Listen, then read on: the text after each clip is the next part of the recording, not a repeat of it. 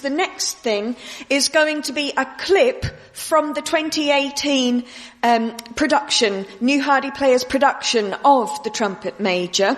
It's a clip called The Awkward Squad. It's what the New Hardy Players were going to perform for you here today, but obviously they're not able to. So Andy Worth has put together a couple of clips for you to watch.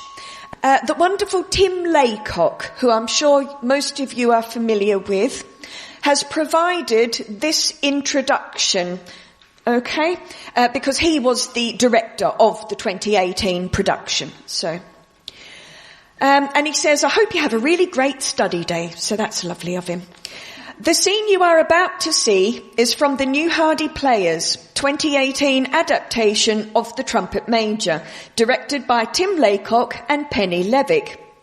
In the play, Widow Garland, recently married to Miller Loveday, and her daughter Anne watch the local men drilling in the churchyard before evening service.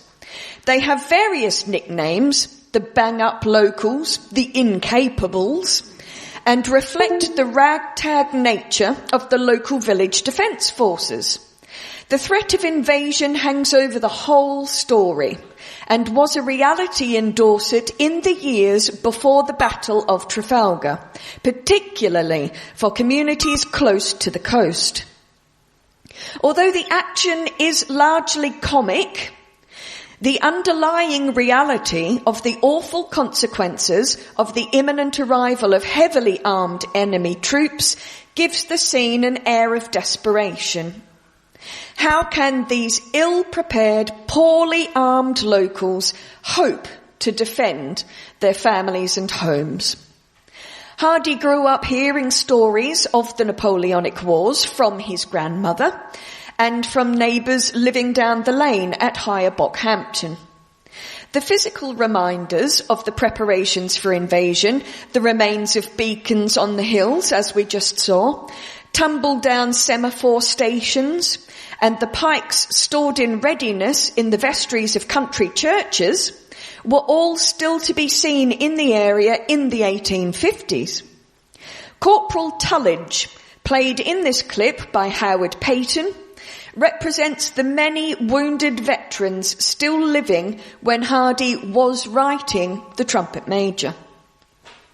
It seems that Hardy borrowed the idea of the comic potential of incompetent soldiers from an American story written during the Civil War. It would be interesting to know whether the writers of the Dad's Army TV series were familiar with this scene. Certainly for actors, it's a wonderful piece to play and great fun to perform. They hope you enjoy it, and there's just a very brief list of the actors who appeared, or who you will see, Sergeant Stanner is played by the wonderful Andrew Munro, Miller Loveday by Mike Stadden, Corporal Tullidge, as we've just heard, by Howard Payton himself. The recruits are David Parsons, Peter Allison, Alan Lindley. The drummer is Tilda Sansom. And then we've got the junior squad. Maisie Sanson, Zoe Stadden, Eva Stadden, Kate Braidwood and William Bishop. And my favourite is that they actually included a little clip at the end of Festus Derriman. I absolutely adore Festus, and he's played in this production by Ollie Hickey. And I never had a chance to meet him, and I pestered Andy Worth over and over. I want to meet Ollie, I want to see Ollie. Today's my chance. Maybe called to war. I think you ought to settle your differences. Left, right, left. Oh, here come the local volunteers. I'm quite proud of Mr. Loveday in his regimentals.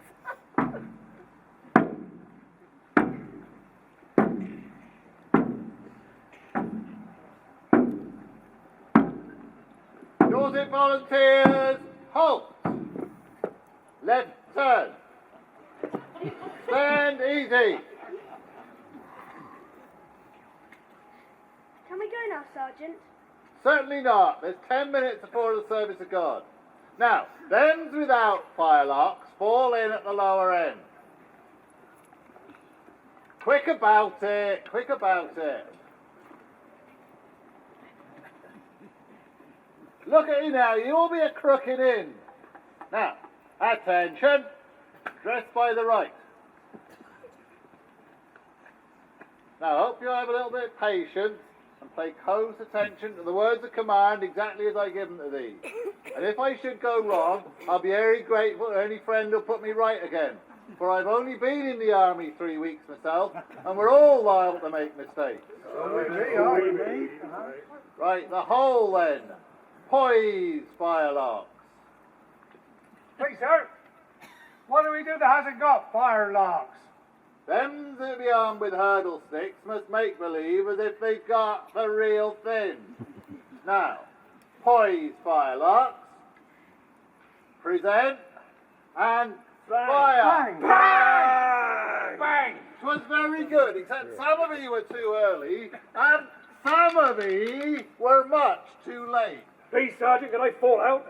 I be master player in the choir, and my viol strings won't stand this time of year unless they be screwed up before passing gets in. How can you think of such trifles when your own dear country is on the point of invasion? Now, hooray men, go back to poise. Now, we ain't got no powder, so we're all going to have to pretend. Now, shake out some powder and shut down your pants. Oh, I ought to have said at the word hand your cartridge, seize your cartridge, move it to one swift motion to your mouth, and bite the top off it. Please, sir, Corporal Tullidge wants to know how's he to bite off his cartridge when he doesn't have a tooth left in his eye. Why, man, where is your genius for war? Hold your cartridge to the mouth of the man to your right, and let him bite it off for ye. Beg pardon, son. What are we of the infantry to do if Boney comes afore we've got our firelocks? Take a pike like the rest of the incapables. You'll find a store of them in the corner of the church tower. Sir, they be taken in the passage. Come back, come back, come back, come back. Come back, fall in. Now, next drill is on Tuesday afternoon. Now, left wheel, right turn, quick march. Stop, stop, stop, stop, stop.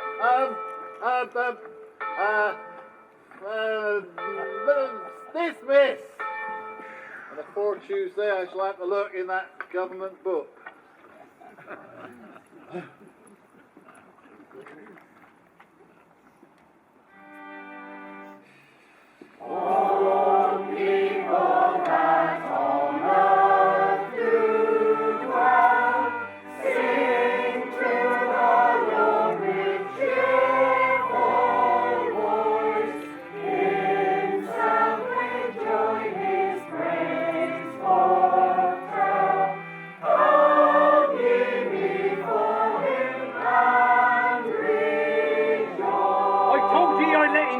Fired the beacon. Did you get your signal to fire it from the east? No, from Abbotsea Beach. But you're not to go by a coast signal. What joke it all, wasn't it? The Lord Lieutenant's direction. If ye see Rainbarrow's beacon burn from the northeastward, or Haggerton from the northwestward, or the actual presence of the enemy. Is Boney really here? No doubt of it. The beach light's only just gone down, and my man Simon heard the guns even better than I.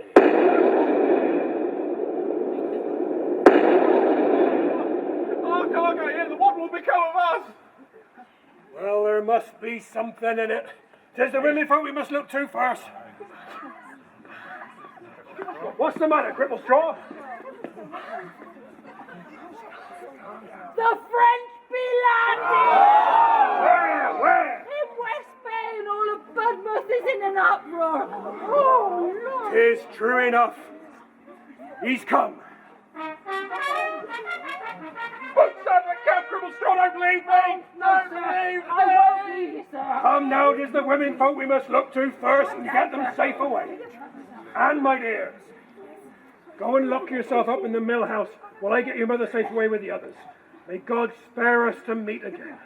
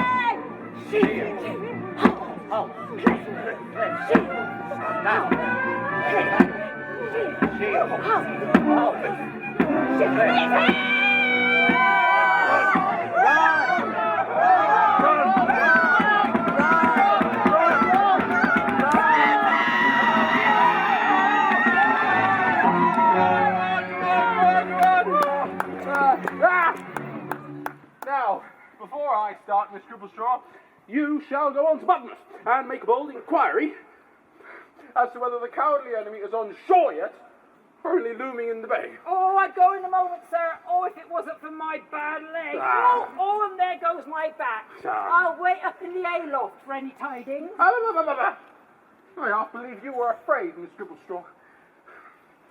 To such alarms as these ever happen without foundation, Boney is a miserable wretch, likely to disappoint a one such as me. Oh, no, sir. Oh, no. But there are alarms pretended. Yes, there was a pretended sally o' gunboats last year, sir. There was nothing more like this pretended. No, I noticed your modesty in making light of things, but there never was, sir, no. You may depend upon it. He's come!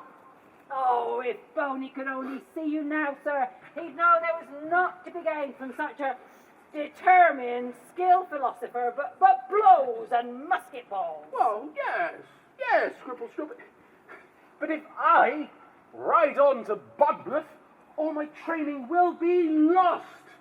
No skill is required as a forlorn hope. True, sir, that's a point. You would outshine them all and be picked off at the very beginning as a true, dangerous, brave man. But no but, sir. The fire in your veins won't let you stop. I'm ill. I am ill, and you can't think how strange I feel in here. All right, well, it isn't nature that makes me draw back. It is love. Oh, there's a woman in it, is there? Yes, I didn't want to confess it, but 'tis true. Strange how I should be so naturally drawn against my will to rush at them. Ah, sir, now I see who's himself, I'd like to know, when there's a woman round his neck like a millstone. Ah, something like that. Ah, I feel the case. Now, sir, be you valiant. The words be a mere matter of form, of course. Be you valiant? Yes, of course. Then don't you waste it in the open field. Hoard it up, I say, for a higher class of war, the defence of your adorable young woman. Oh, once more I ask you to cast off that first haughty wish to rush to Budmouth, and to go where your missus is defenceless and alone. Well, I will, Cripplestraw. Now you put it like that. Yeah. Good, sir. Thank you very much. Now go and hide with her. Well, hang flattery, Miss Cripplestraw. Can a man hide without a stain? Well, sir, if you hadn't been in love, I own that hiding would look queer. But, being to save the tears and the groans and the swoonings and perhaps the death of your comely young woman, your principle is good. Yep. You only retreat because you're too gallant to advance. Well, I'm off. Oh my goodness. The Derriman! You think I was a Frenchie? Oh, it's a good joke. Why aren't you laughing, Miss Cripplestraw? I'd be laughing to the side of me mouth, sir. Any fresh news, Sergeant? Haven't you heard? 'Twas all a false alarm after all. What? There'll be no fighting this time. Boney's not here. Well,